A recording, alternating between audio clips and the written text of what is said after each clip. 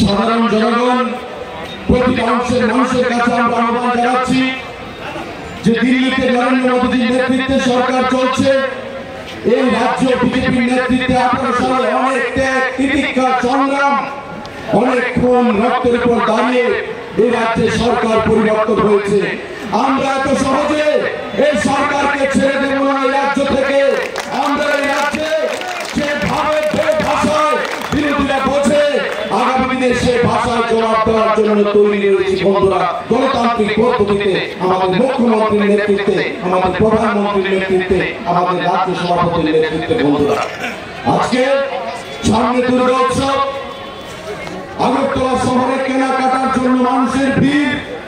তারপর আমরা বাধ্য হয়েছি এই কমিউনিস্ট এবং কংগ্রেসের যে ন্যাক্কারজনক রাজনীতি তার বিরুদ্ধে রাজপথে নামার জন্য সদর জেলা বিজেপিকে তাই আমি ধন্যবাদ জানাচ্ছি আমাদের হৃদয়ের অন্তঃস্থল থেকে আজকের এই বিক্ষোভে চলে অংশগ্রহণ করার জন্য স্বতঃস্ফূর্ততার সঙ্গে তাকে স্বাবলম্বী করার জন্য। বন্ধুগণ, আগামী দিনে আমাদের প্রতিটা ভারতীয় জনতা পার্টির যারা কার্যকর্তা রয়েছে তাদের কাছে আমাদের আহ্বান থাকবে, অনেক ষড়যন্ত্র হবে, ষড়যন্ত্র চলছে এই সরকারকে টেনে নামানোর জন্য। যারা এক সময় মেকি রাজনীতি করেছে, একের বিরুদ্ধে লড়াই করেছে, অপরের বিরুদ্ধে কংগ্রেস এবং কমিউনিস্ট পার্টি অনেক খুন আমরা দেখেছি, অনেক সন্ত্রাস আমরা দেখেছি। এই রাজ্যে কমিউনিস্ট পার্টিকে আর সরকারের আমরা চাই না। মানুষ কমিউনিস্ট পার্টিকে বাঁকা পথে সরকারে প্রতিষ্ঠিত করতে চায় না। ইতিহাস বলে কমিউনিস্টরা যখন সরকার থেকে চলে গেছে তখনই তারা বাঁকা পথে সন্ত্রাসের নমুনা অজুহাত দেখিয়ে বাঁকা পথে খোলা চলে মাছ ধরার জন্য কংগ্রেসকে কাজে লাগিয়ে তারা সরকারে প্রতিষ্ঠিত হতে চেয়েছে। পশ্চিমবঙ্গ তার প্রমাণ। ত্রিপুরা রাজ্য বিগত নির্বাচনে নির্লজ্জের মতো কংগ্রেস এবং কমিউনিস্ট আঘাত সংঘটিত করে সেখানে ভারতীয় জনতা পার্টি সরকারকে টেনে নামাতে সচেষ্ট হয়েছিল। বন্ধুরা, মানুষ জবাব দিয়েছে। দ্বিতীয়বার ভারতীয় জনতা পার্টির নেতৃত্বে সরকার করতে হয়েছে। তীব্রমতা আমাদের বিরুদ্ধে ছিল।